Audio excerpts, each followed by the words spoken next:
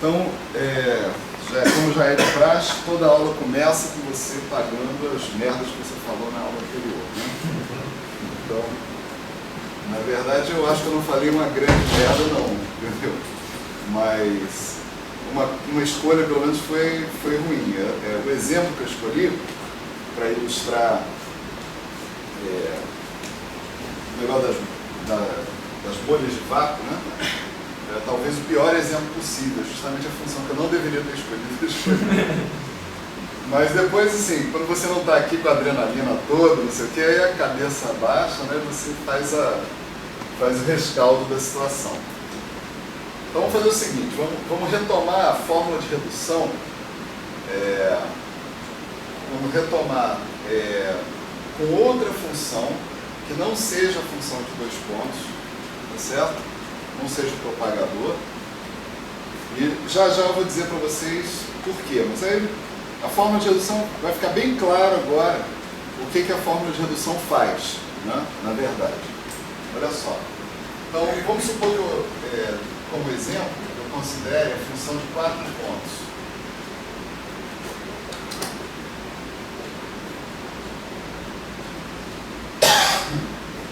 Uma situação típica na qual a função de 4 pontos é importante é o espalhamento de 2 partículas indo em 2, ou um decaimento de uma partícula indo em 3. Né? O número total de partículas determina a função de Green que você vai fazer. Você vai pegar. Com a mesma função de Green, você pode descrever vários processos. Né? Então, vamos supor que nós estamos descrevendo um processo assim. Né? Pronto, foi embora. O lixo, para não correr o risco dessa situação aqui, né?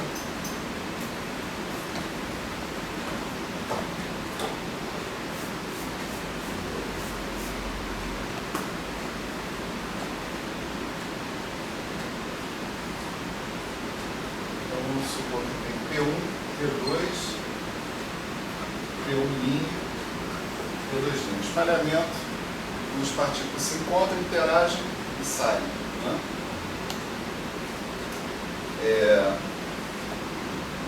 Então, se eu tenho a função de 4 pontos, a função de 4 pontos é esse objeto aqui. Né?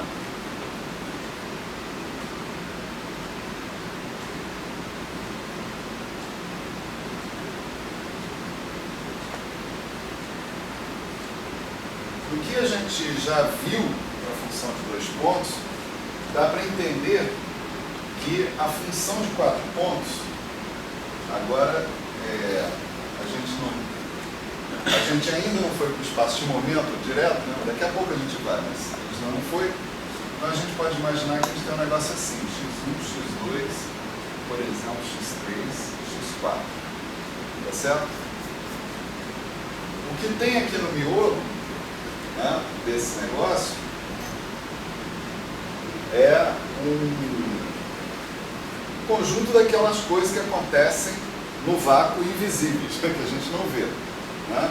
Flutuações, né, no vácuo, tipicamente. É isso que tem ali no miolo. Né? De qualquer forma, aqui, por exemplo, isso aqui vai ser... Bom, vamos fazer o seguinte. Vamos pegar uma contribuição típica, tá certo? Que a gente vai obteria via gráfico de Feynman, por exemplo. Uma contribuição típica poderia ser essa aqui, ó.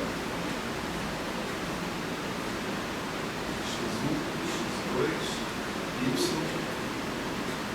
y', x3, x4, x3, x4. Certo? Aqui, mais um monte de coisas, né? Não importa. Nós vamos nos concentrar nessa contribuição disso aqui para a matriz S. Né? Então aqui todo mundo está vendo o que está acontecendo. Né? Você tem um propagador unindo x2 a y, um propagador unindo x2 a y, outro propagador usando x3 a y', x4 a y', e 2 propagadores unindo y a y'. Né? Nós vamos fazer as regras de Feynman, né, para a função de 4 pontos e a gente vai deduzir isso aí. A gente vai falar da contribuição da segunda ordem, né? A gente vai deduzir isso mais tarde. Mas, por enquanto, vamos acreditar só que essa daí é uma das contribuições possíveis. Né? Então, eu vou colocar essa contribuição dentro da fórmula de redução. A fórmula de redução, nesse caso, vai ser I sobre raiz de 0 elevado à quarta, né? Esse é o S beta alfa, né? A amplitude de matriz S associada com isso. E aí você tem integral para cada uma das partículas do estado inicial, para cada uma das partículas do estado final. Tá? Lembre-se que a gente está supondo que são duas partículas no início e duas partículas no fim. Tá? Exponencial de menos I P1 x1, exponencial de menos I P1 P2 x2, correspondentes às partículas do estado inicial, exponencial de I P1' y1, exponencial de I P2' y2. Bom, desculpa. Aí vou falar em y1, y2.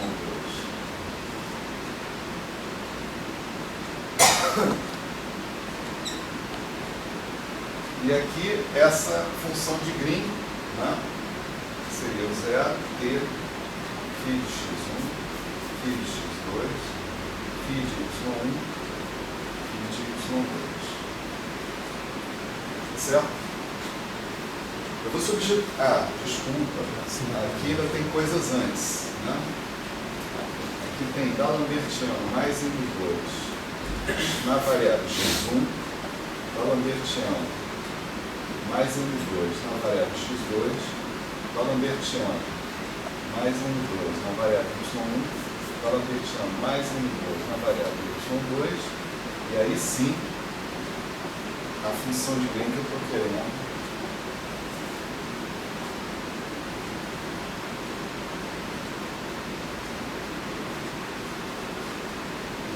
Colocar lá na jogada. Então essa conta aí, né, ela em princípio dá para nós a contribuição para a amplitude de espalhamento associada com esse gráfico aí. Né?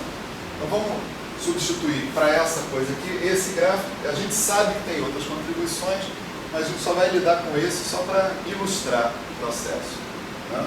Então quando eu colocar esse gráfico aqui, né, eu vou ter um D'Alembertiano x1 mais m2, D'Alembertiano x2 mais m2 aplicado, né, em coisas assim.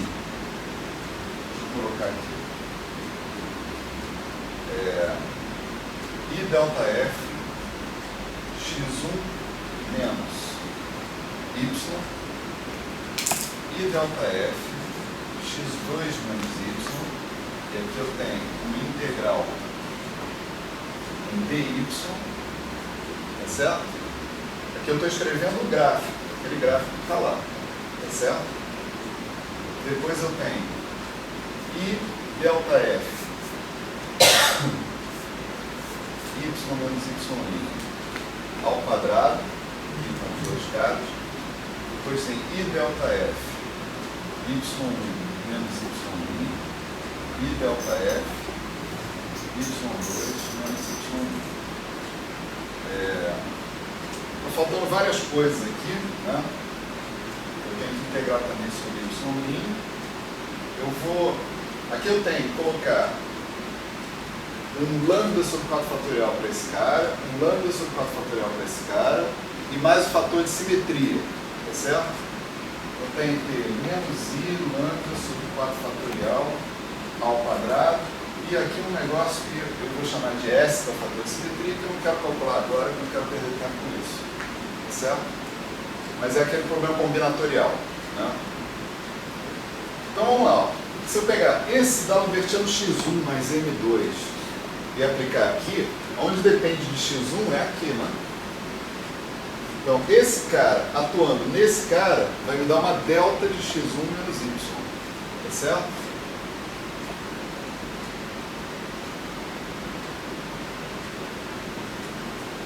Esse cara, atuando nesse cara, vai me dar uma delta de x2 menos y.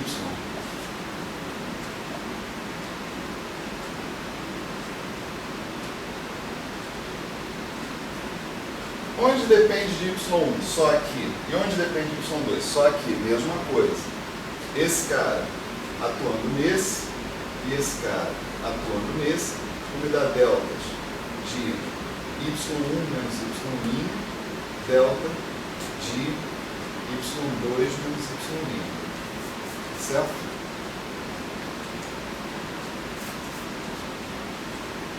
Então, todos esses caras aqui, ó, esse e esse somem. E todos esses caras aqui somem também. Tá certo? Então, na prática, graficamente falando, o que eu fiz? Eu peguei esse gráfico aqui, né? E eu amputei as pernas externas dele. Cortei as pernas externas. Tá certo? Onde tinha uma perna externa, apareceu a função delta. Já já a gente vê o que vai acontecer com essa função delta. Né? Então, após eu amputar isso aqui, vai sobrar um cara aqui, tá certo? Que é, em princípio, função de y e de y'. Né? Ele é função de y e y'. Está sendo integrado em dy, dy'. Talvez ele seja função de mais alguma coisa aqui dentro, mas isso não importa. Né?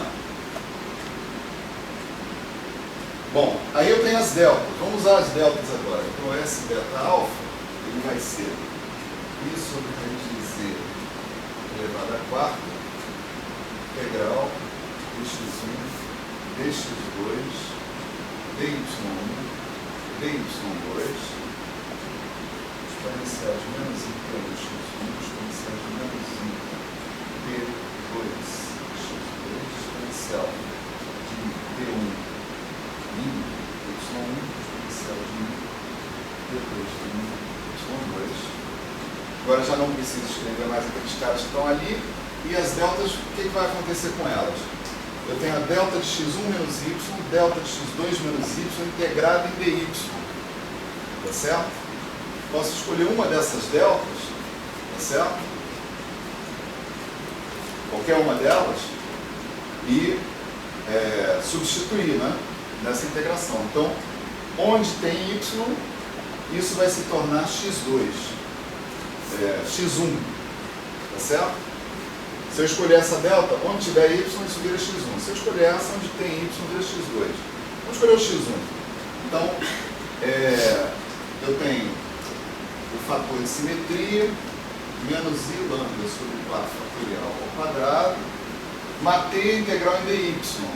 Né? Então, as coisas que ainda sobraram aqui são esse i delta f de y menos y'. Onde tem y, eu vou chamar de x1. Né? Então, vai sobrar um i delta f de x1 menos, aqui ainda não vou anotar porque é claro que eu vou fazer a mesma coisa com y'.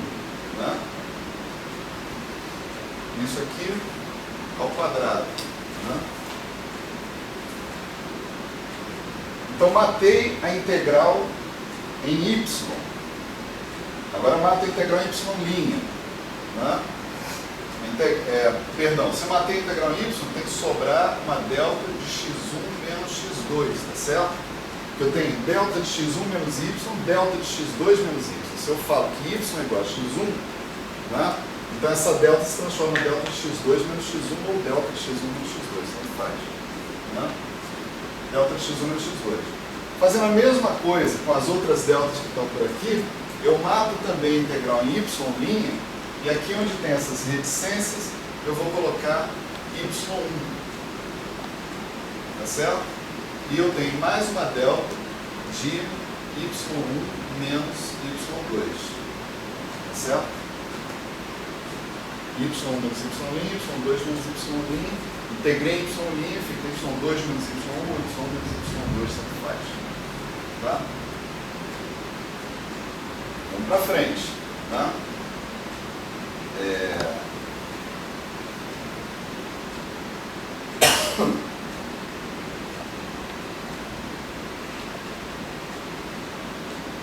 Agora eu tenho mais uma delta de x1 menos x2, mais uma delta de y1 menos y2. Não é isso? Então eu posso, né, matar, por exemplo, as integrais em x2 e as integrais em y2, daqui de cima. Então isso vai ficar i sobre raiz de z elevado a 4, e a integral fica só em dx1 dy1, e onde eu tiver x2 eu boto x1, onde eu tiver y2 eu boto y1. Então isso nas exponenciais vai aparecer assim, menos i p1 mais p2 x1 exponencial de i p1' mais p2' y1. Já usei essas duas deltas para me livrar dessas duas integrais, dessa e dessa. Né? E aqui tem fator de simetria, menos i lambda sobre 4 fatorial, né?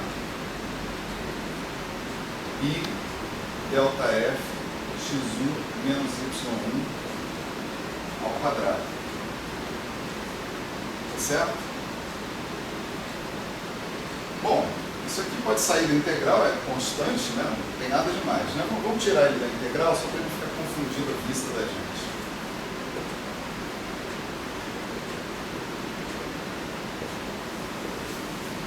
Então, vou colocar ele aqui.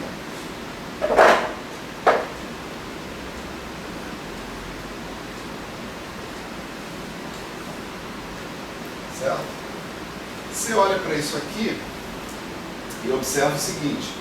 Isso aqui é uma função de x1, y1 que está tendo a sua transformada de Fourier. A diferença é que na fórmula de redução, todos esses momentos são momentos físicos. Ou seja, P1 ao quadrado é igual a M2, P2 ao quadrado é igual a M2, P1' ao quadrado é igual a M2, P2' ao quadrado é igual a M2. Tá certo?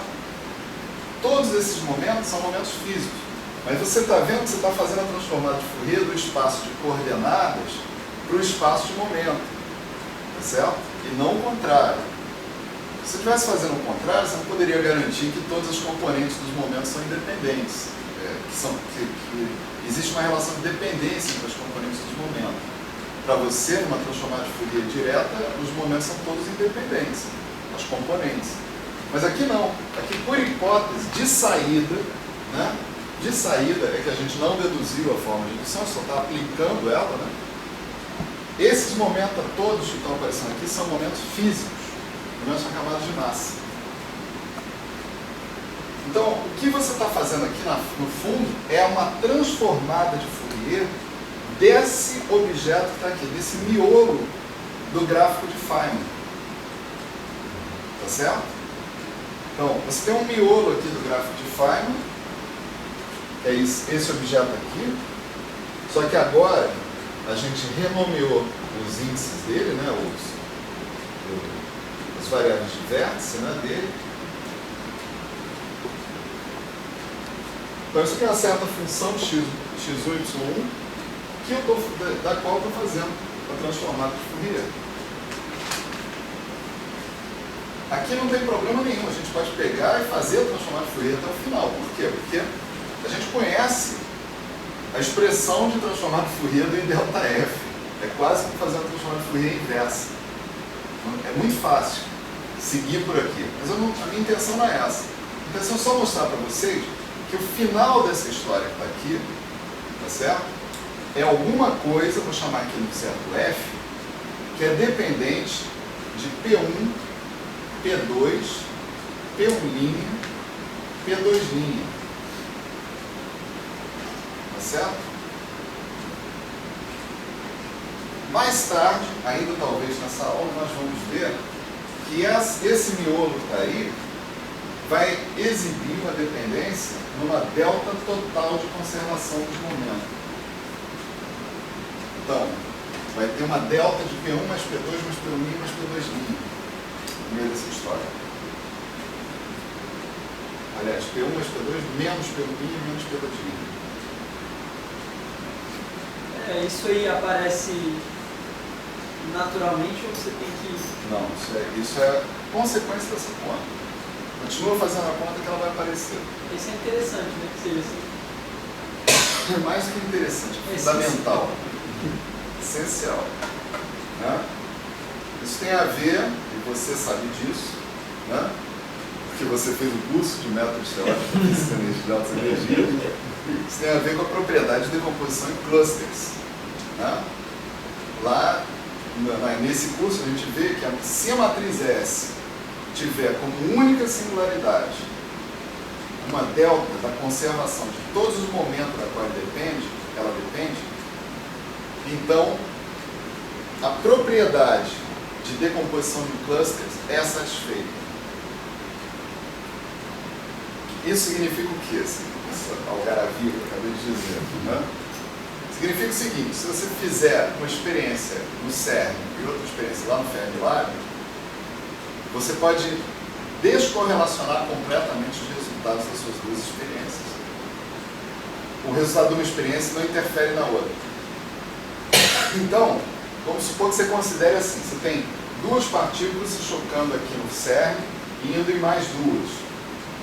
E lá no Fermilab você tem outras duas partículas se chocando e indo mais duas. Se você considerar as partículas no estado inicial, são 4 partículas. As partículas no estado final são 4 partículas. Então você está descrevendo efetivamente um processo onde 4 partículas vão em outras 4. Né? Esse processo pode ser fatorizado, a probabilidade dele pode ser fatorizada no produto das probabilidades desse processo de duas irem em duas vezes a probabilidade desse outro processo de duas irem em duas. Por quê? Porque você pode considerá-los como eventos independentes. Não correlacionados nesse caso. Não correlacionados. Essa é a propriedade da decomposição em cluster. Para garantir que uma coisa tão babaca quanto essa, né, seja satisfeita, é preciso que a matriz S exiba essa propriedade. Que, ao final, ela seja proporcional a uma delta de conservação dos momentos, dos quadrimomentos. Tá certo? E isso aqui está acontecendo aqui. Essa tem que ser a única singularidade possível na matriz S. Mas, mais importante do que isso, né, o ponto é o seguinte, né, a diferença entre a matriz S e as funções de Green. Agora a fórmula de redução já dá para a gente acompanhar com uma certa malandragem o que está acontecendo. Né? Olha o que faz a fórmula de redução. A fórmula de redução pega e amputa as pernas externas, tá certo? Da minha função, e a função que resulta faz a transformada de Fourier dela, portanto considera ela direto no espaço de momento. Só que todos os momenta dos quais essa coisa que vai depender, externos, são momenta físicos. Ou seja, são momentos associados com partículas de verdade. Então, fora esse fator, né, I sobre raiz de z elevado à quarta, como eu disse para vocês, é um fator que você pode considerar mais ou menos irrelevante, porque você ainda vai ter que renormalizar a sua teoria, tá certo? Tirando esse fator, a fórmula para a matriz S é a mesma fórmula para a função de Green, com as pernas amputadas e com a transformada de Fourier dela, que vai depender de um certo número de variáveis dependentes, calculada sobre momento físico.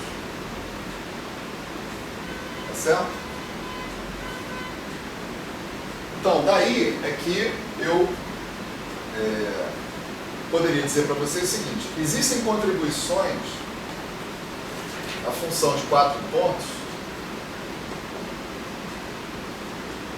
Por exemplo, tem aquela contribuição ali, né? Mas tem também uma contribuição como essa aqui, ó, quer ver?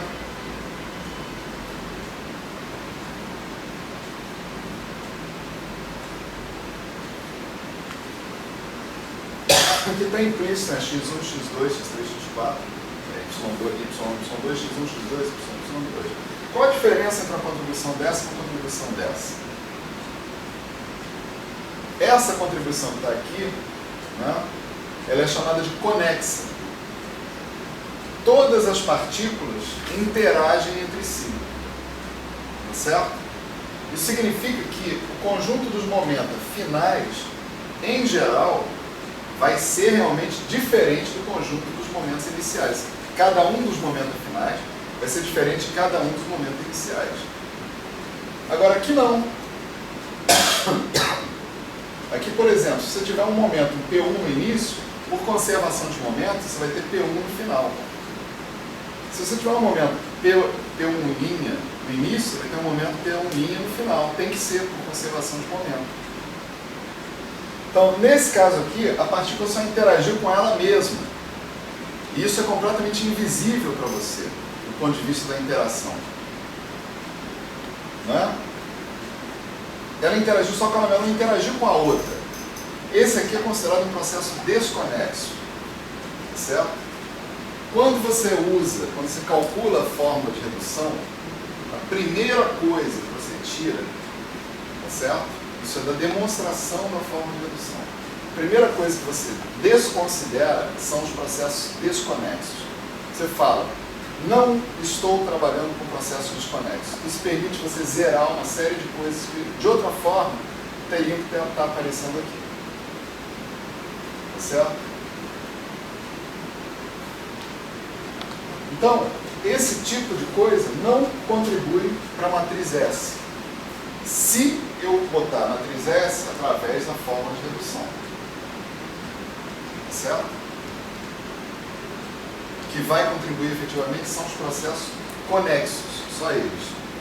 Aí vamos de volta para a aula passada. Agora finalmente tem como a gente, né, esclarecer o problema. Lá na aula passada eu não considerei o G4, não considerei um espalhamento de duas partículas indo em duas. Considerei uma partícula em nenhuma. Considerei o G2. E considerei especificamente a contribuição desse termo aqui. Não é isso? Isso aqui é uma constante, isso daqui é o I delta F de x1 menos x2. E, aparentemente, de maneira paradoxal, eu terminei que o S1, né, vamos dizer assim, de uma partícula em uma partícula, era igual a zero. Eu falei, não pode ser. Na aula passada eu falei, não pode ser. Nessa aula eu digo, tem que ser assim. Por quê? Porque um processo de uma partícula indo nela mesma, necessariamente tem que ter um momento inicial igual ao momento final.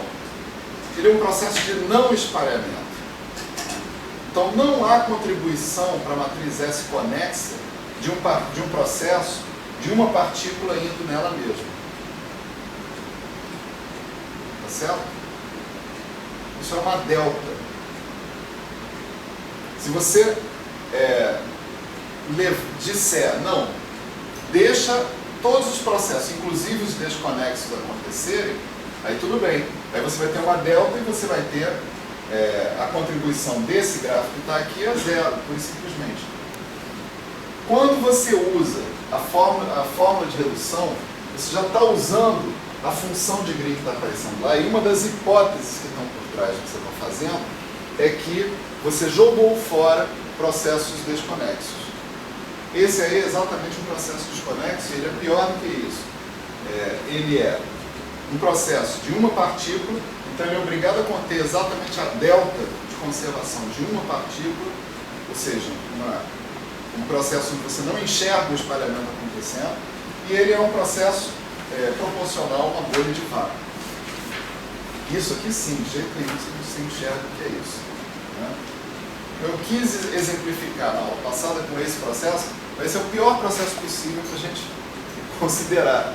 Né? A discussão dele é razoavelmente complicada, no final das contas. Ele exige que você entenda profundamente como é que você deduziu a forma de redução. Mas eu não deduzi a forma de redução para vocês, então não dava para entender. Tá certo? Então, né, os primeiros, sei lá quantos mil minutos da aula foram gastos no esclarecimento dos mal entendidos. Certo?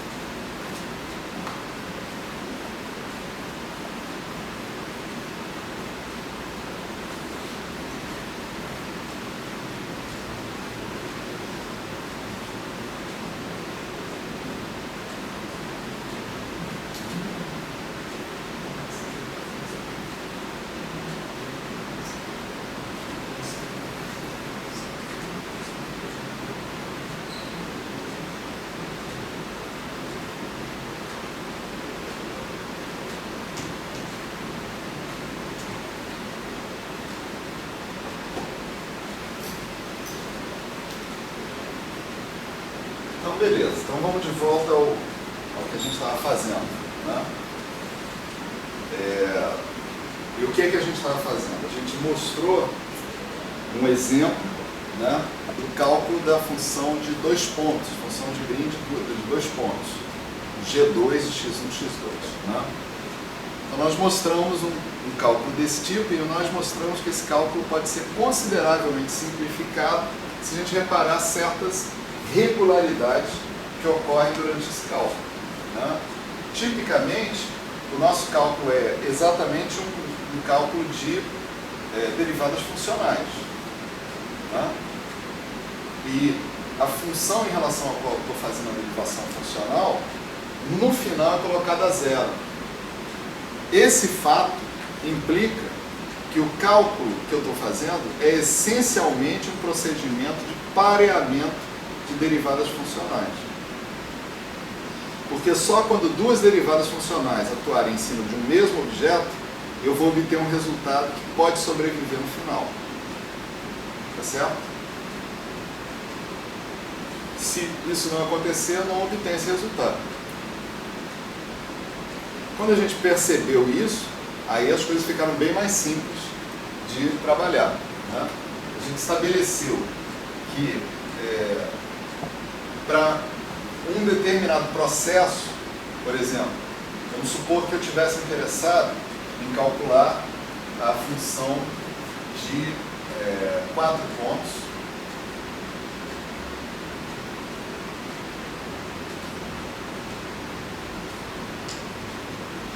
tá certo? Em segunda ordem, né, de teoria de perturbações. Então, eu diria, eu tenho 4 derivadas funcionais associadas ao fato de que eu estou calculando a função de 4 pontos. Tá certo?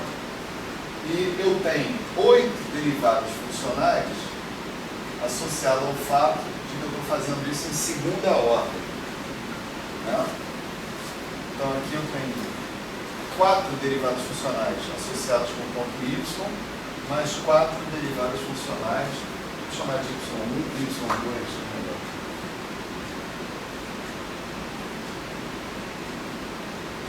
com o ponto y2. Tá? O que eu tenho que fazer? Tenho que fazer esses pareamentos de todas as maneiras possíveis. Tá certo? E melhor ainda, tá? Excluindo, né, bolhas de vácuo, que essas realmente não vão dar uma contribuição razoável. Eu vou tirar essa contribuição no fator de normalização. Né? E se eu estiver interessado só em processos conexos, já posso também excluir os processos desconexos, mas eu não vou fazer isso por enquanto. Né? Então, por exemplo, o exemplo de contribuições possíveis, inclusive conexas, seria esse cara aqui, parei com esse cara aqui, parei com esse. Né? Se eu esgotar, se eu fizer o pareamento do x3 e x4 aqui dentro, esse cara aqui vai me dar uma bolha de vácuo.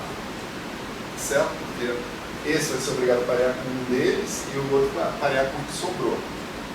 Tá certo? Então, a melhor posição aqui é escolher que esse cara aqui pareie com um desses e esse cara aqui pareie com outro desses. Eu não estou contando o número de formas que isso pode acontecer, mas é fácil, né? Contar, né? Aí depende da sua intenção. Então vamos contar, peraí. Né? Depende da sua intenção, de que tipo de gráfico você quer montar. Né? Então, esse primeiro pareamento tem 4 possibilidades de fazer, esse segundo eu vou ter 3. Esse outro aqui, se eu estou querendo um pareamento com o outro vértice, novamente eu tenho 4 possibilidades disso acontecer, e esse aqui, 3. Tá certo? Agora eu posso ou seguir na direção do processo conexo ou seguir na direção do processo desconexo. Se eu quiser seguir na direção do processo conexo, eu procuro fazer esse pareamento aqui. Esse cara que está aqui tem 2 possibilidades de fazer o pareamento, enquanto que esse outro cara só sobrou uma. Tá certo? Então o resultado dessa composição que eu fiz aqui é esse gráfico que eu já tinha desenhado aí para vocês. Né?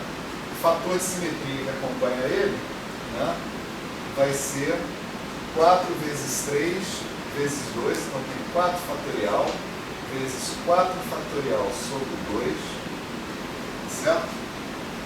4 vezes 3 vezes 2, 4 vezes 3, né? Tá, isso mesmo. Esse é o fator de simetria que está aparecendo lá. Certo? Vocês estão reparando que se a gente fosse escrever isso aí em termos de fator de simetria, levando em consideração também os fatores que vêm da constante de acoplamento, lambda sobre 4 fatorial, os 2 4 fatorial ali estavam cancelando. E ficava só 1 meio no final. Né? Esses 4 fatorial, esse monte de 4 fatorial, ele vai aparecer porque você tem campos idênticos, cuja permutação dá o mesmo gráfico, no final das contas. É por isso que você desconta o 4 fatorial lá na constante de acoplamento. Você não bota lambda φ4, você bota lambda φ4 sobre 4 fatorial. Eu tenho fatores que são puramente combinatórios que vão aparecer de qualquer jeito ali. Certo? Você define sua constante de acoplamento a despeito disso. Então, em segunda ordem, em termos de 4 fatorial ao quadrado, acabam saindo da discussão. Certo? Outra possibilidade aqui, né, seria a seguinte, por exemplo.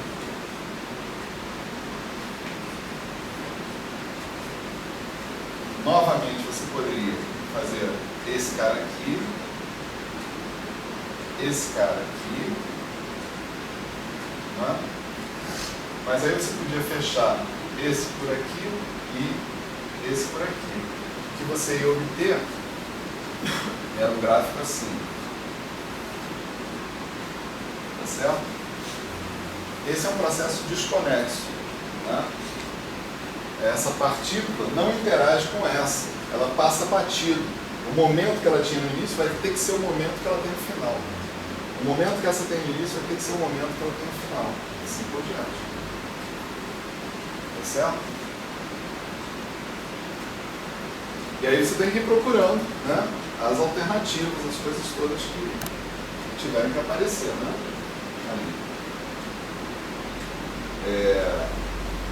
Essa altura, então, a gente tem instrumentos para calcular, né, gráficos de Feynman associados com qualquer ordem perturbativa que eu queira. Se eu estiver na 5ª ordem perturbativa, eu quero contribuição de termos lambda elevado a 5, né? Eu tenho que colocar 5 vértices dentro da jogada. Depois fazer todos os pareamentos que me interessarem. Tá certo? Para montar todos os gráficos que eu preciso que sejam montados. Nesses experimentos que eles fazem, professor, os caras testam essas teorias até que ordem? Olha, a teoria mais bem testada é a eletrodinâmica quântica. Né? A eletrodinâmica quântica está testada, parece que até a ordem 8. Né? Mas Mas, tipo assim, fazer as contas da eletrodinâmica em ordem 8 não é para amador, não. Isso acho que é computador, né? Talvez. Computador, mas não só computador. Porque... Não é qualquer computador também. Não, o computador faz o que você manda, né? Mas você tem que saber mandar. Né? O computador sozinho não faz milagre, não. É você que manda. Então, são contas realmente de arrepiar os cabelos. Né? 8 ordens, né? Teoria de perturbações. Nesse caso, cada ordem você vai colocando mais um Mais vértices, exatamente. Certo? Bom, eu estou falando muito em espaço de momento, mas na verdade, para nós, aqui não aparece momento, não, aqui aparece posição, né? X1, X2, etc. Então, nós temos que passar desse negócio de posição para uma história de momento. Tá certo? E por que eu tenho que fazer isso? Porque eu acabei de colocar a fórmula de redução aí no quadro para vocês. Né? A matriz S, que a gente calcula através da fórmula de redução, é dependente dos momentos físicos. Aqueles PIs e PI' que aparecem lá na matriz S, né, são os rótulos físicos das partículas que você está fazendo espalhamento. Então você tem que fazer uma transformada de Fourier da sua função de Green, tá certo? Então vamos pegar, por exemplo, a nossa função de Green de N pontos, tá certo? G, N, X1, Xn. Isso aqui é 0, G, X1, Xn. Não é isso? Eu vou amputar as partes externas, né, desse bicho, desse monstro, né, e vou ficar só com o miolo. Lá no Ceará o pessoal come as patas, né? Caranguejo. Tem que comer tudo, né? Tem que comer tudo. Pô. Miolo só não tem graça. Aliás, a melhor parte está na pata, né? O pessoal fala que está na pata. Mas aqui não é o Ceará. Então você amputa mesmo e joga fora. Né? Aqui eu vou amputar as pernas externas e fazer a transformada de Fourier. Mas independente de eu amputar as pernas externas, eu já posso direto fazer a droga da transformada de Fourier, né? E analisar o que está acontecendo. Então, vamos fazer a transformada de Fourier dessa função que está aqui. Né? Vamos chamar de Gn de P1, Pn, integral D4x1, D4xn, da exponencial de menos I P1x1 menos I Pnxn vezes o Gn x1 xn. Certo? Esse objeto aí, despido dos propagadores externos, é que vai ser o objeto que vai entrar na matriz S. Certo? Mas tem uma coisa para falar ainda, né? Quer dizer, eu estou super simplificando a forma de redução. Então, o campo escalar é só isso mesmo. Tira os propagadores externos e projeta os momentos na camada de massa. Mas para outros campos, tipo campo de Dirac, né, o campo vetorial, coisa desse tipo, você tem que colocar os vetores de polarização adequados. Tá certo? Quer dizer, aí o operador que você vai aplicar lá vai ser tal que ele vai deixar um vetor de polarização no lugar dele. Então, se você tiver fótons sendo espalhados, por exemplo, você vai ficar com um vetor de polarização para cada fóton, dizendo qual é a polarização daquele fóton específico que você está observando. Se eu tiver férmions, elétrons, por exemplo, você vai ficar com um vetor de polarização para cada elétron, dizendo também qual é o spin daquele elétron, coisa desse tipo.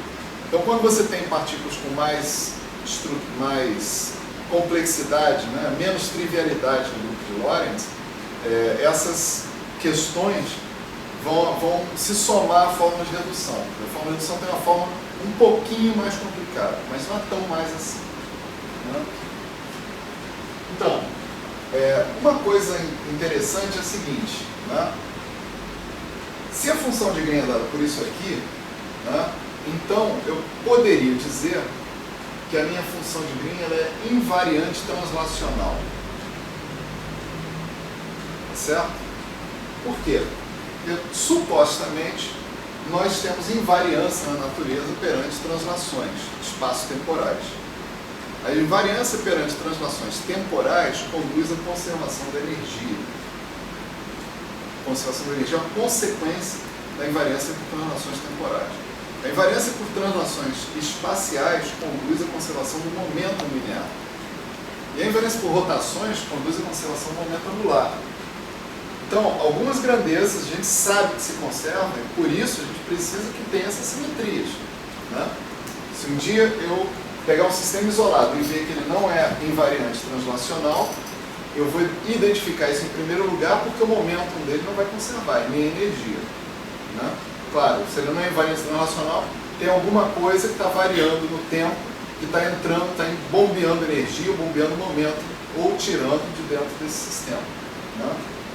Então, se esse sistema é invariante translacional, eu diria para vocês o seguinte, que eu posso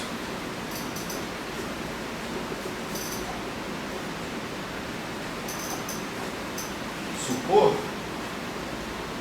que o Gn de x1 mais A, xn mais A, vai ter que ser igual ao Gn de x1 xn, tá certo? Isso eu posso provar a partir dessa forma que está aparecendo aqui na frente. Não vou entrar em detalhes, né? Mas tipicamente aqui é só você inserir um operador de translação espaço-temporal, né? Um operador unitário que seja exponencial de menos i, πi, xmi, ou ami, né?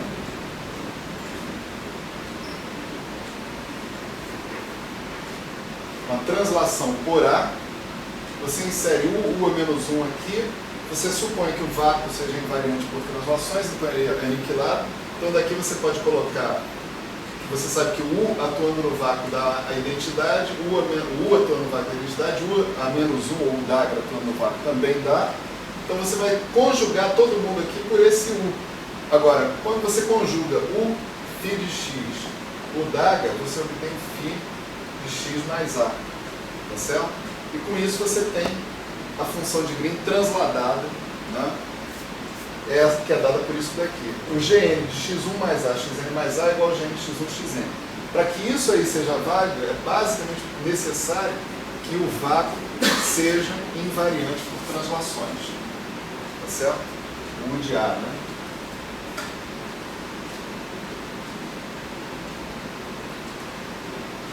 Bom, se o K é invariante por translações, então eu posso substituir ele aqui, né?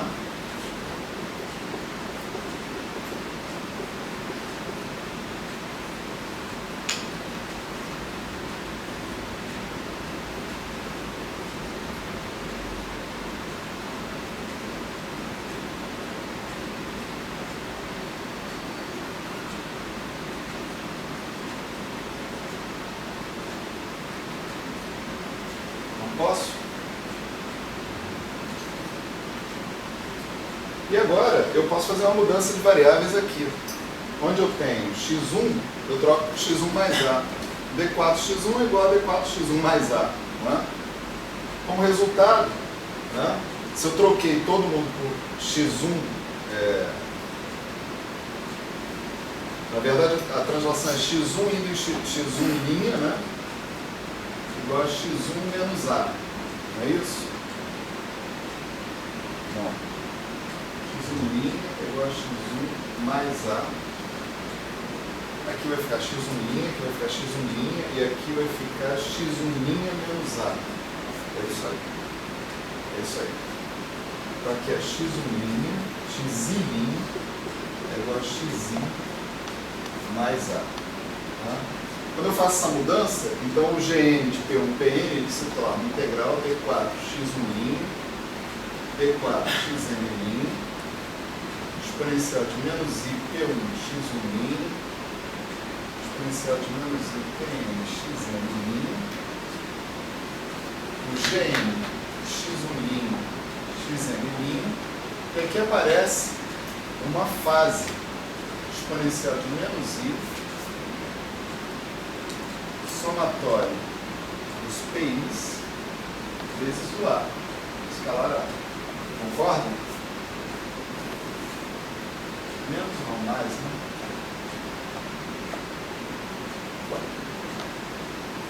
Bom, essa fase que está aqui é independente das variáveis de integração, né? Ela pode ser tirada da integral. O que você tem aqui, né, é o próprio Gn de P1 Pn vezes a tal da fase.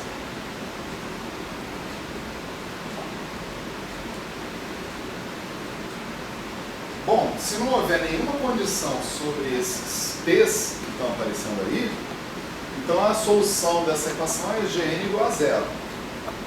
Né? Você está dizendo que o Gn é ele mesmo vezes essa fase.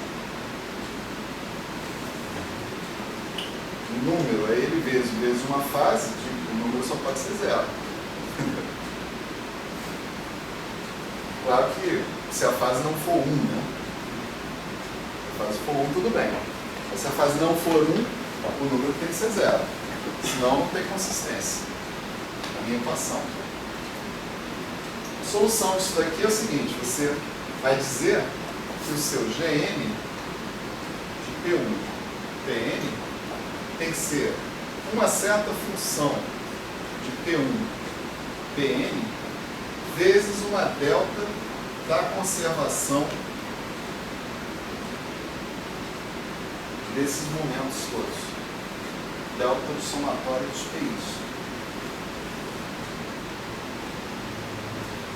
Se o Gn for dessa forma, então, quando você multiplica por isso daqui é uma função que dá 1 no suporte da delta. Né? Certo? Aí a gente aprende imediatamente o seguinte: a invariância translacional, né, das funções de Green, que é consequência da forma pela qual as funções de Green são escritas, sempre implica que as funções de Green são proporcionais a uma delta da conservação de todos os momentos. A função de Green não. A transformada de Fourier das funções de Green é proporcional a uma delta global de conservação dos momentos. Tá certo? Então isso aí sempre vai sobrar. E isso garante aquele negócio que eu falei para vocês, o princípio de decomposição em clusters. Tá certo? Garante. Garante por quê? Usando essa forma para a função de Green, a gente consegue mostrar, né, a invariância translacional das funções de Green. Baseado na hipótese que o operador unitário que faz a invariância translacional mantém o vácuo invariante. Mas isso daí tem outras hipóteses embutidas aí também, né? Que é o fato de que esse subespaço do vácuo, ele só tem um vácuo, né? Só tem uma dimensão. Sim. Porque ontem você disse que isso, você tem uma representação disso aí. Por exemplo, se você tivesse um espaço com uma dimensão maior do que 1, você poderia levar esse cara na translação para um outro... Para outro vácuo. No princípio. No princípio poderia. Mas então, na verdade... Mas esse é exatamente o problema lá da quebra espontânea de simetria. Né? Na quebra espontânea de simetria você tem uma degenerescência de vácuos. Né? Você tem um monte de vácuos. E você tem que escolher um. E se você Se você não escolher um vácuo, né, as consequências disso dentro da sua teoria é que você não está trabalhando com os graus de liberdade corretos. Você vai estar trabalhando com graus de liberdade taquiônicos, tipicamente. Daí você é forçado a escolher um vácuo, um só. Né? Mas quando você escolhe um vácuo, pode ser que certas simetrias que elas existiam levando um vácuo no outro vácuo, elas passam a não existir explicitamente mais, porque você já privilegiou um cara. É como se você tivesse quebrado, fixado o calibre. Né? Você tem a simetria de calibre, mas você não está vendo porque você fixou o calibre. Né? Num determinado calibre, você não vê a simetria de calibre. Né? Então é mais ou menos uma coisa parecida com isso. Então, ir para o espaço de momento tem várias consequências. A primeira delas, né, e talvez uma das mais importantes, é exatamente essa. Essa é a estrutura geral que você pode esperar de uma função de Green no espaço de momento. Ela tem que ser dependente de uma delta. Né? Lá no curso de métodos teóricos, né, a gente fala sobre esse ponto de outra maneira, né, porque a gente não desenvolve tanto a teoria de campos lá naquele curso, mas o resultado é mais ou menos o mesmo. Essa garantia de que você tem essa delta total, né, na função de Green é função da sua descrição do seu sistema por meio de campos.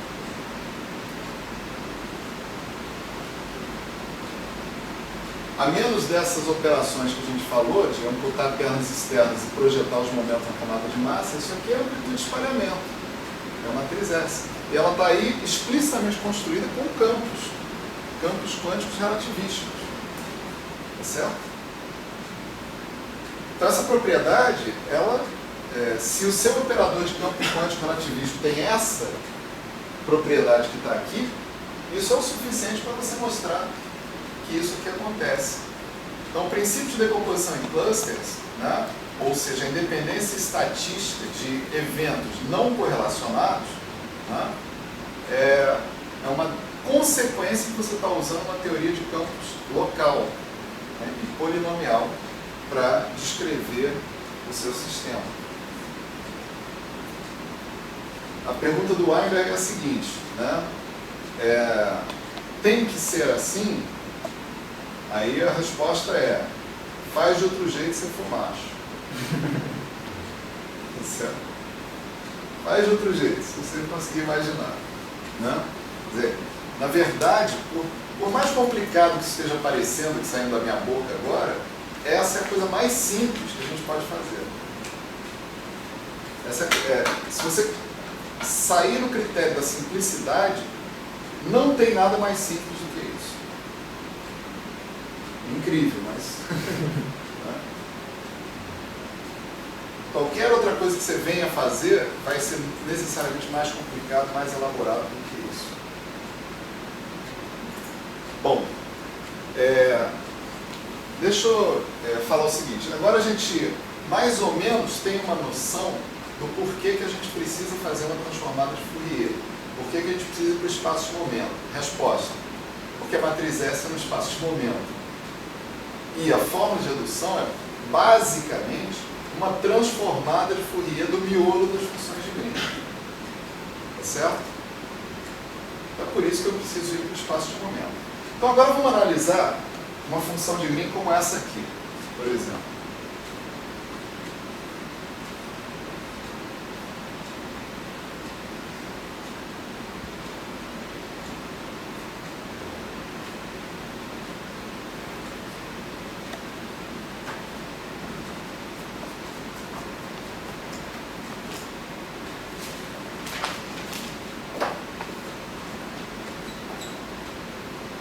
Certo?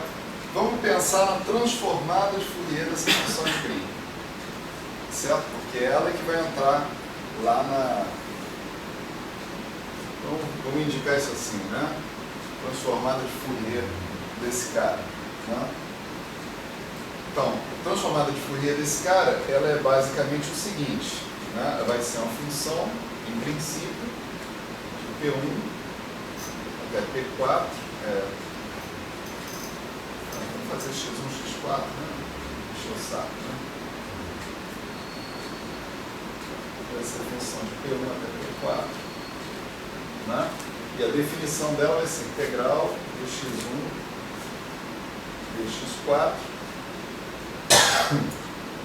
menos i P1x1 menos i P2x2 menos i P4x4 e aquele cara todo que está lá, tá certo? Então vou fazer a coisa portuguesamente falando, tá certo? Vou escrever explicitamente essa expressão que está aqui, né?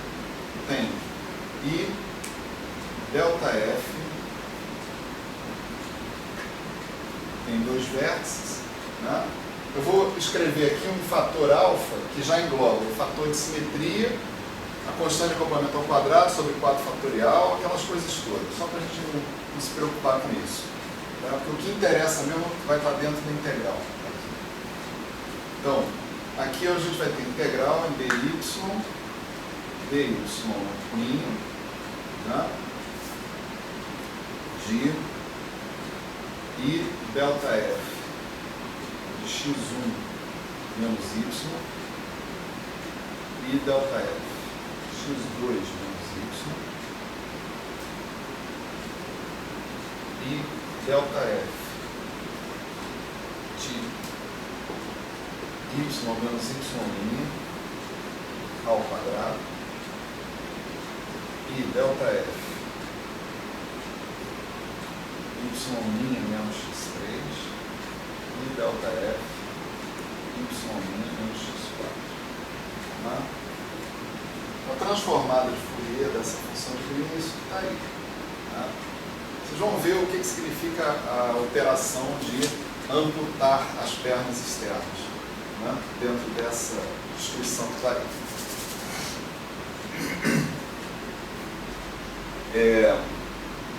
Agora vamos escrever cada um desses I delta F's, tá certo? Como a sua expressão de transformada de Fourier. Tá? Então, eu vou usar Qs para esses momentos da transformada de Fourier dos delta F's. Né? Então, aqui vai ser alfa vezes a integral dos dxi exponencial de menos i dxi, só para simplificar, integral dy minha, e agora eu vou ter d4 q1 sobre 2π à quarta, transformada de Fourier desse, transformada de Fourier desse dá 2, 4 transformadas de Fourier, 5, 6, tá certo? Então vamos lá, dq1, dq2, dq6, aí cada um deles eu vou escrever a sua respectiva exponencial. Esses i's dos propagadores também, todos eu estou botando aí para fora no alfa, tá certo? Vou chamar de alfalinha, vou chamar de alfa, que está incorporando os i's para a gente não ficar pensando nos i's, então aqui vai ficar aparecendo exponencial de menos i q1 x1 menos y sobre q1 ao quadrado menos m2 mais i exponencial de menos i q2 x2 menos y sobre q2 ao quadrado menos m2 mais i exponencial de menos i q3 y menos y' sobre q3 ao quadrado menos m2 mais i exponencial de menos i q4 y menos y' sobre q4 ao quadrado menos m2 mais i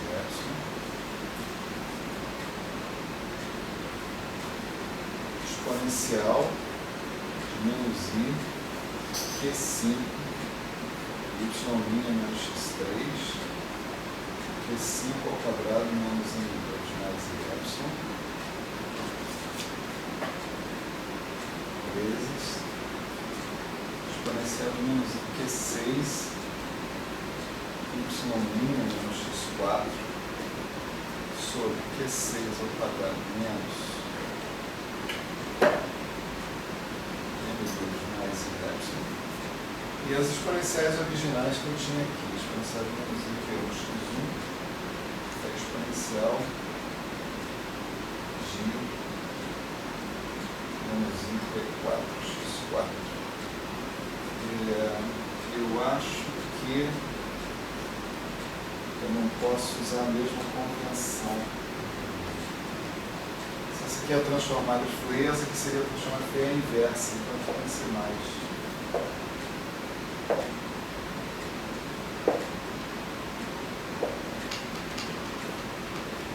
Tá? Bom, agora você vê toda a dependência de x1, x2, x3, x4, y' está levantada aí, né? Certo? A questão de organizar vai aparecer delta para dar com pau, né? Nessa história. Então vamos lá. Chama aqueles peixes de alução, aqueles que você colocou, não? É, no começo. Esses aqui? É, no começo. Então aqui. Começo da linha, embaixo.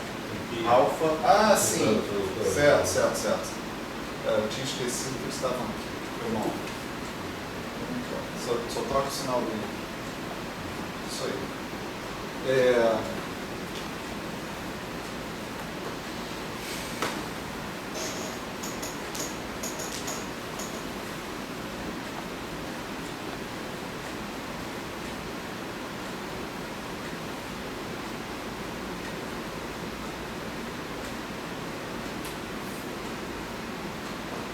Então vamos organizar, né? Eu tenho integral no xi, no y, né? Então, essas integrais nesse xi vão me dar deltas, tá certo? Eu pego todo mundo que depende de x1, ó. Esse cara depende de x1, não é? E aqui ele depende de x1 também, né? Então eu vou ter um termo assim, ó, e aí P1 menos Q1 x1. Isso é toda a dependência em x1. Quando eu integrar em dx1, eu vou obter um 2π4 delta dos momentos que estão aparecendo lá em cima. Mas vamos reescrever esse cara que está aqui. Isso aqui vai dar um certo alfa, integral, produtório de dxi, produtório em J, dqj, tá? Aqui o I é igual a 1 a 4, J é igual a 1 a 6, dy, isso é bem antes.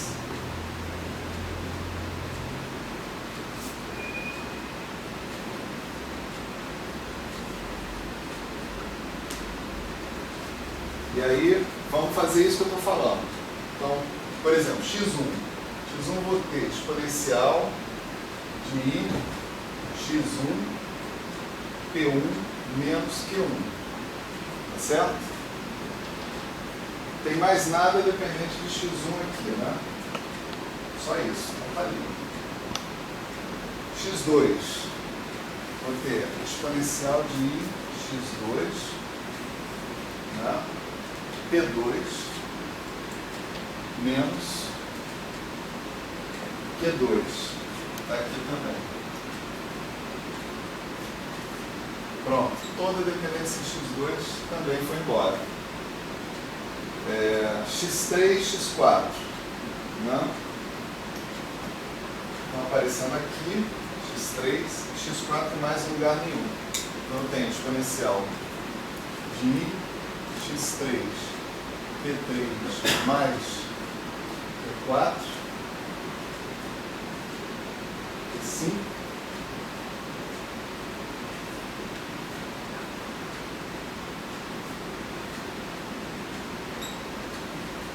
certo? E aqui exponencial de I x4 P4 mais Q6. X1, X2, X3, X4 fora. Agora vamos ver Y, Y', né? Então, o Y é da exponencial de IY. Aí onde é que eu tenho Y? Tem aqui, eu tenho aqui, eu tenho aqui e eu tenho aqui, né? Esses 4 lugares. E mais lugar nenhum. Então, se eu fiz Y, ali vai aparecer Q1 mais Q2 menos Q3 menos Q4, certo?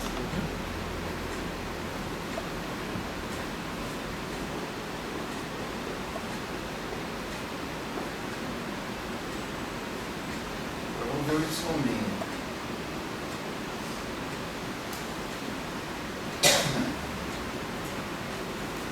Y' tem aqui, aqui, aqui e aqui. Né? Então, Q3 mais Q4 menos Q5 menos Q6.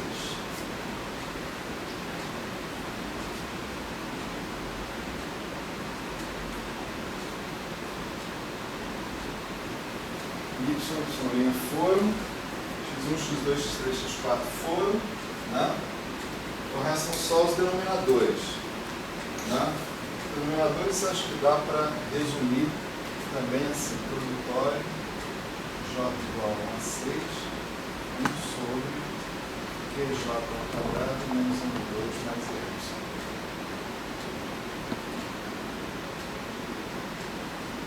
Certo? Agora, todas essas integrais em xi e nos y podem ser feitas e vão dar 2π² vezes deltas, certo? Isso aqui dá alfa, esse dqj aqui é sobre 2π², né?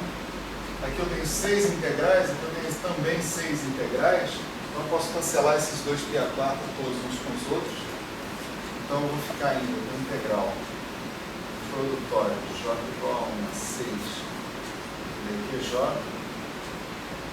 e aqui eu tenho a delta de P1 menos Q1, delta de P2 menos Q2, delta de P3 mais Q5, delta de Q4 mais Q6, delta de Q1 mais Q2 menos Q3 mais Q4, delta Q3 mais Q4 menos Q5 menos Q6.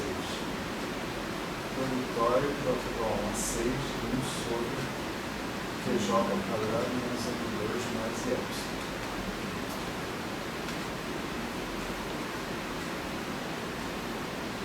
Bom, tem umas aqui que são molinhas, né?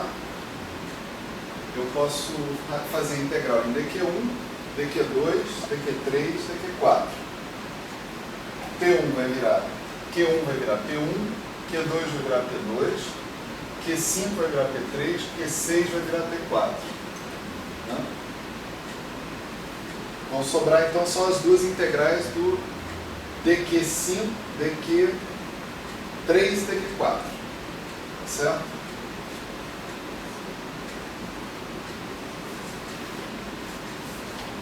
Todas essas deltas foram embora agora. Eu vou ter mais duas deltas. Estou fazendo devagarinho, né?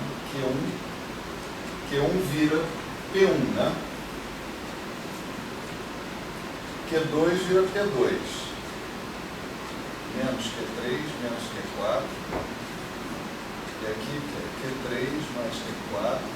Q5 vira P3. Q5 vira menos P3. E Q6 vira menos P4. Tá? desse produtório aqui, eu vou tirar 4 desses caras. Eu vou escrever. Vou deixar só aqui o seguinte, olha, 1 sobre Q3 ao quadrado menos M2 mais IE, 1 sobre Q4 ao quadrado menos M2 mais IE, né? E aqui eu vou colocar o produtório de I igual a 1 até 4, né? De 1 sobre TI ao quadrado menos M2 mais IE. Você observa que esse fator aqui não tem mais nada a ver com essa integral, tá certo? Cada um desses fatores, 1 sobre P1 ao quadrado menos M2 mais I é a transformada de Fourier de um propagador externo, tá certo? Cada um deles é a transformada de Fourier de um propagador externo. Eu obtive 4, porque eu tenho 4 propagadores externos. Se tivesse 6, teria obtido 6. Se tivesse 7, teria obtido 7. Assim por diante. Eu sempre vou obter tantas transformadas de Fourier dos propagadores externos quantos forem os caras que estão lá, né? Então, são esses caras aqui que vão ser amputados do seu gráfico, tá certo? Você vê que no espaço de momento, eles não contribuem na integração global aqui do gráfico. Eles são um fator multiplicativo para o gráfico, tá certo? Em outras palavras, se você pegar isso aqui e multiplicar por exponencial de... Isso aqui vai ser uma função, né, de P1x1, P2x2, né, etc. E exponencial de P1x1, exponencial de P2x2. Aí você aplica aqueles operadores lá da forma de redução. Da Lambertiano mais M2, você vai cair com P2 menos P2 mais M2. Cada da Lambertiano daquele, ele vai cancelar um cara desse daqui. Tá certo? Da Lambertiano mais M2, cancela um cara desse daí. É isso que vai acontecer. Eu acho que eu vou botar um exercício sobre isso, para todo mundo ver claramente, né? Acho que fica melhor. Então, eu estou falando tudo isso para dizer o seguinte: se eu quiser, eu posso esquecer a presença desses caras, né, no cálculo do meu gráfico de Feynman, né? Simplesmente, no cálculo da minha amplitude de espalhamento. Por quê? Porque eles vão ser amputados mesmo. O que interessa é o miolo do gráfico, né? Então, olha só, o miolo do gráfico é isso aqui, essencialmente. Esse bicho que está sobrando aqui, né? Aqui nesse alfa está o I elevado a 6, os propagadores todos que tem, etc. Só para a gente não se preocupar com ele. Fator de simetria, lambdas, etc. Bom, agora eu tenho duas integrais, dq3 e dq4, tá certo? Posso usar uma dessas deltas para me livrar de mais uma dessas integrais, tá certo? Eu não posso usar as duas deltas para me livrar das duas integrais, vocês vão ver por quê, tá? Vamos supor que eu queira tirar a integral em dq4, tá certo? Então, se eu fizer a integral em dq4, então eu chego à conclusão que q4, né, é igual a menos q3 menos p3 menos p4.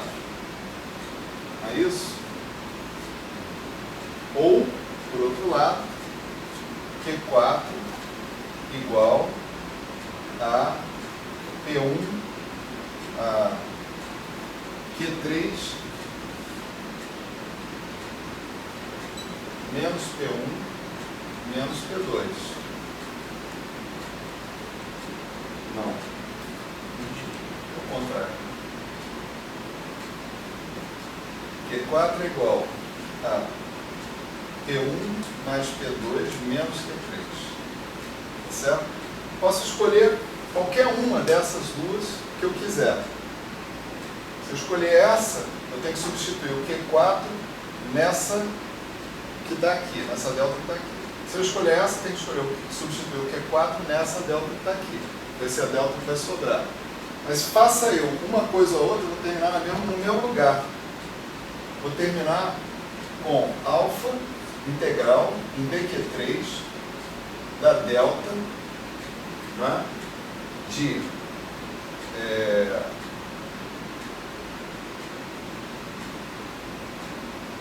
P1 mais P2 mais P3 mais P4.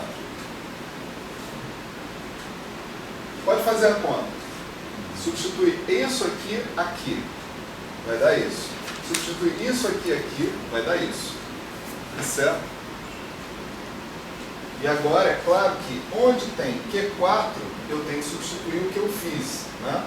Eu tenho 1 sobre Q3 ao quadrado menos M2 mais Y.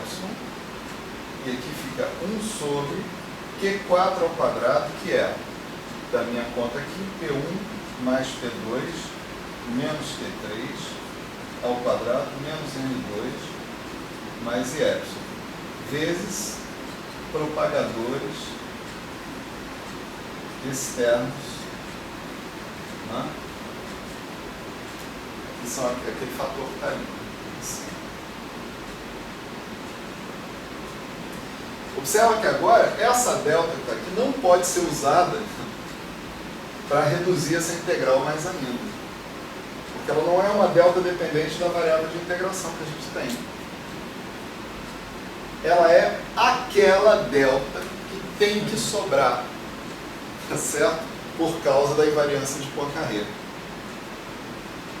A invariância de Poincare poderosa, né? A invariância translacional mais poderosa ainda, né?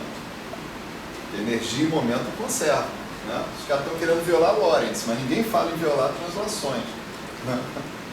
Quadro de translações.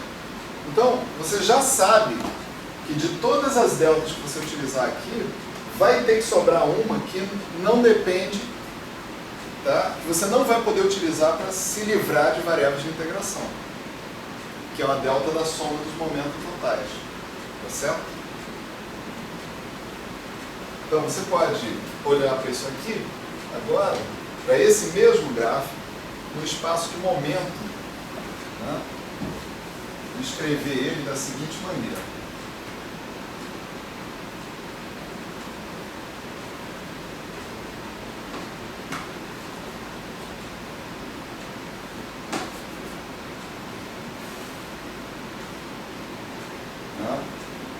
Você vai associar a esse propagador aqui, se você olhar para o gráfico no espaço de momento direto, você vai associar um momento P1, tá certo? Vai ser um propagador que você vai colocar que é I, né, vamos dizer assim, sobre P1 ao quadrado menos M2 mais Y. Agora pegando aquele I e botando de volta para cá, né? P1 ao quadrado menos M2 mais Y. É esse propagador aqui, tá certo? Você vai ter um outro cara associado com P2, um outro cara associado com P3, um outro cara associado com P4. Tá certo? São os 4 propagadores externos que a gente tem aqui. O miolo aqui do gráfico, né? Ele vai nos dar o quê? Vai nos dar uma variável que está sendo integrada, que é essa dQ3, tá certo? Q3, vamos parar de chamar de Q3, né? Vamos chamar de Q, já que é uma só, não preciso mais, né? Então, eu tenho um propagador associado com o momento Q, né? E um propagador associado com o momento P1 mais P2 menos Q, tá certo? Então, olha só o que você pode imaginar aqui, né? Se você botasse umas setinhas aqui com esses caras entrando, você diria, olha, está entrando um momento, um total está entrando no seu gráfico, é P1 mais P2. Esse momento, né, fui para cá diminuído dessa quantidade Q, que por sua vez tem que estar chegando aqui para que a soma dos momentos que esteja saindo, vamos dizer assim, desse vértice, seja igual à soma dos momentos que estão entrando. E a mesma coisa você vai conseguir fazendo as leis de conservação aqui do outro lado, do outro vértice. Se você olhar para esse gráfico que está aí, né? Você poderia formular suas regras de Feynman assim. Eu vou escrever, como antes, para cada linha dessas, eu vou escrever um propagador. Só que eu vou escrever um propagador no espaço de momento indireto. Então, as linhas, elas não vão ser associadas à posição, mas vão ser associadas a momento fluindo através dela. É muito mais próximo do experimento real de espalhamento, né? Porque a gente não acompanha a posição das partículas. A gente prepara elas com determinado momento, determinada velocidade, né? Então, cada linha do gráfico vai ser associada com um momento da partícula que está andando ali por ela, por essa linha, né? Eu acho que o sentido da seta também tem que ser assim, no caso da função de todo mundo entrar. Mas enfim.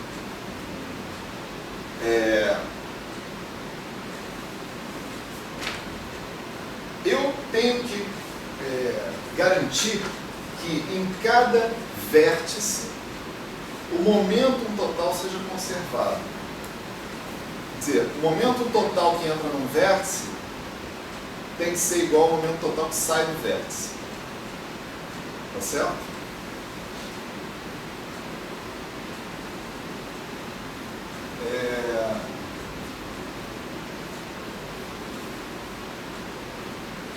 E que mais? Fatores de simetria são exatamente os mesmos fatores de simetria de antes. Por quê? Né? A gente viu que na transformada de Fourier a gente não mudou em nada a maneira da gente construir o gráfico. A gente simplesmente está substituindo propagadores no espaço de configuração por propagadores no espaço de momento. Tá certo? Então, fator de simetria é o fator de simetria de antes. Né? Então você poderia colocar como uma regra de Feynman no espaço de momento, para você, as seguintes regras. Né? Você tem uma amplitude de espalhamento que você quer calcular os gráficos de Feynman, então você associa, né? Associar momenta externos às linhas momenta independentes às linhas externas.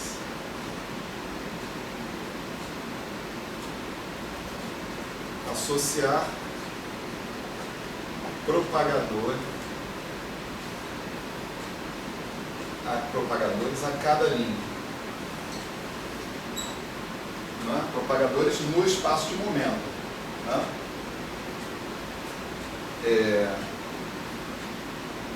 Integrar sobre momenta, cada momento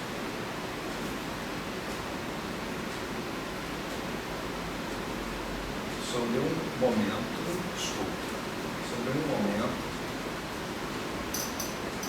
associado a cada vértice com um fator delta da soma dos momentos que entram nesse vértice. Certo? No duro, é isso que a gente está fazendo. Ó. Vamos supor, eu peguei esse vértice e associei com Q3. Esse vértice associei com Q4. Tá certo? Então, eu integrei sobre P1 mais P2 menos Q3 menos Q4. Esses caras, P1 mais P2 estão entrando no vértice, Q3 mais Q4 estão saindo. Então, posso estabelecer essa convenção. Quem sai, eu boto com um sinal de menos. Né? Bom, se esses caras saem daqui, eles entram aqui, nesse outro. Tá certo? E esses caras aqui também estão entrando aqui. Então, aqui eu tenho Q3 mais Q4, estão entrando no vértice, P3 mais P4. Tá certo? Então, se eu fosse montar esse gráfico direto no espaço de momento, eu ia botar dois vértices aqui e associar uma variável, vamos dizer Q3 aqui, uma variável Q4 aqui. Eu ia dizer que aqui eu tenho P1, P2,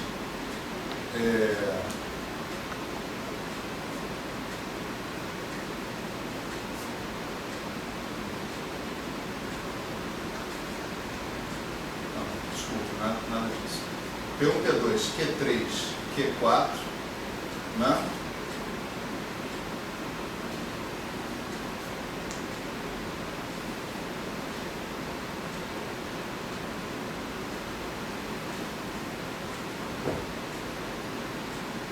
E Q3, Q4, Q3, Q4. Cada um desses vértices, sobre cada um desses vértices eu ia integrar sobre Q3, sobre Q4, e aqui eu teria uma delta de P1 mais P2 menos Q3 menos Q4, e aqui eu teria outra delta de Q3 mais Q4 mais P3 mais P4. Eu estava naquele estágio ali. Automaticamente, como a gente viu, né, o nosso gráfico no espaço de momento vai ficar proporcional a uma delta total da soma dos momentos externos. Tá certo? Automaticamente, desse jeito. E é claro que a esse vértice aqui eu associo também o fator menos I lambda sobre 4 fatorial. Né? Menos I lambda sobre 4 fatorial. Tá certo? Que nem eu estava associando lá no espaço de configuração. Mais o fator de simetria do gráfico. Tá certo? Por que o fator de simetria? Eu posso trabalhar também diretamente com o espaço de momento. Para isso, basta fazer a transformada de Fourier de todas as variáveis que comparecem no funcional gerador. Não é isso? O funcional gerador é um Z de J, não é isso? Esse J é um J de X. Né? Mas o J de X, você pode escrever como integral D4K sobre 2π a quarto, exponencial de menos I kx, J til de K. Né? Então, se você derivar funcionalmente em relação ao J de X, isso é mais ou menos equivalente, isso é como se fosse uma mudança de variáveis, né? A você derivar funcionalmente em relação ao J til de K, com um fator, vamos dizer assim, jacobiano dessa sua derivada funcional. Né? Então você pode considerar seu funcional gerador como um funcional gerador do J til de K, sem problema nenhum. Aí você expressa tudo em termos do J til de K, e você deriva funcionalmente já direto em relação ao J til de K. Você vai encontrar as regras de Feynman no espaço de momento. Qual é o seu problema ali? Exatamente o mesmo, parear derivadas funcionais. Tá certo? Vai ser em J til de K igual a zero, né? Você vai calcular as funções de Green. Né? Todas as coisas são análogas. Né? Então, regras de Feynman no espaço de momento são, hoje em dia, o ponto de partida para você escrever gráficos de Feynman. Você não escreve, a maior parte das pessoas não escreve gráficos de Feynman no espaço de configuração, escreve no espaço de momento. Tá certo? Por quê? Porque a relação disso com a amplitude de espalhamento é direta. Né? No caso da amplitude de espalhamento, eu pego esse cara que está aqui, esse gráfico, essa expressão que está aqui, simplesmente eu corto isso. Acabou. E eu digo que todos os momentos que comparecem aqui dentro, P1, P2, P3, P4, são momentos físicos. Tá certo? Para o campo escalar, isso aí virou amplitude, essa contribuição para a amplitude de espalhamento. A forma de adução dá só isso. Acabou. Tá certo? Tão simples quanto isso.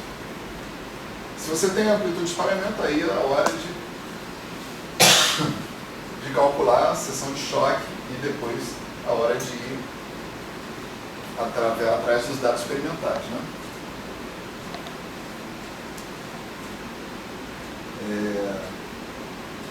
Certo? Eu ia falar sobre integral funcional hoje, mas já são 15 para as 4. Então, eu prefiro parar, gastar esses últimos 15 minutos falando de uma coisa que não é necessariamente tão importante para o que nós estamos fazendo aqui, mas que também ajuda vocês a lerem a literatura, né, por aí afora. Né?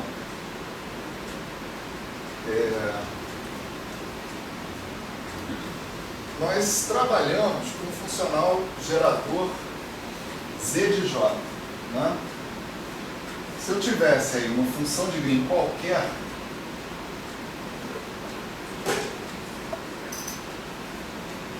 tivesse uma função de Green de n pontos qualquer, né? Por exemplo, uma função de 6 pontos, né? G6, né? Eu poderia ter contribuições para essa função de Green, por exemplo, desse tipo. Assim.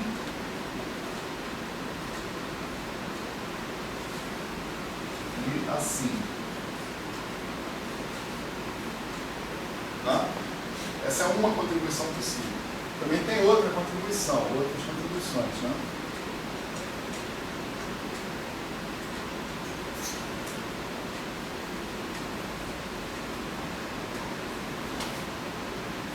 Essa é outra contribuição possível. Né?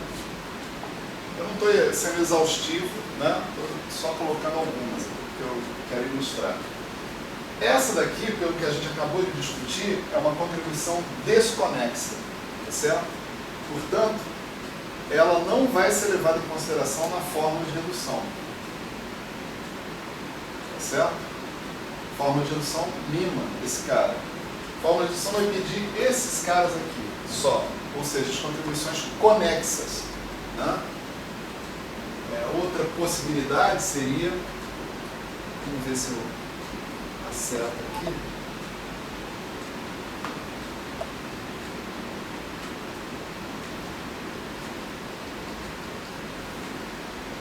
Espera aí. Mesmo esse segundo termo no primeiro seria desconsiderado? Qual o segundo? Se tem a linha só... Esse aqui seria desconsiderado. Dá zero. Se você substituir esse aqui na forma de redução, dá zero. Vamos ver aqui, peraí.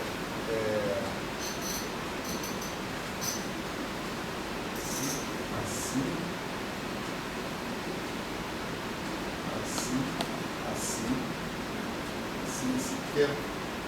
Eu estou aqui supondo que eu tenho 3 partículas no estado inicial, 3 no final.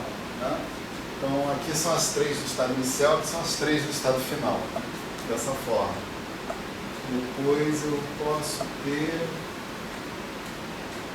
O que mais? Poderia ter isso aqui.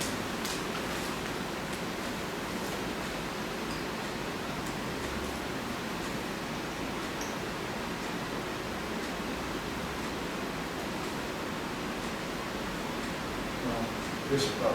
Uma função de 6 pontos é melhor a gente não brincar, não. Deixa assim mesmo. Então, eu gostaria de ter um funcional gerador que me gerasse diretamente só as funções conexas.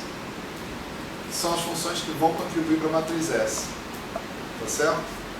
Esse funcional gerador existe. Eu não vou demonstrar isso para vocês, mas talvez eu coloque isso num exercício. Tá certo? Você pode defini-lo da seguinte maneira: se você pegar o Z de J e escrever o Z de J como exponencial de I W de J, ou seja, o W é 1 sobre I logaritmo de Z. Né? Então você pode mostrar que funções de Green geradas pelo W de J podem receber um subíndice de conexas, tá certo? Porque os únicos gráficos de Feynman que vão contribuir para ela são os gráficos conexos. Tá certo?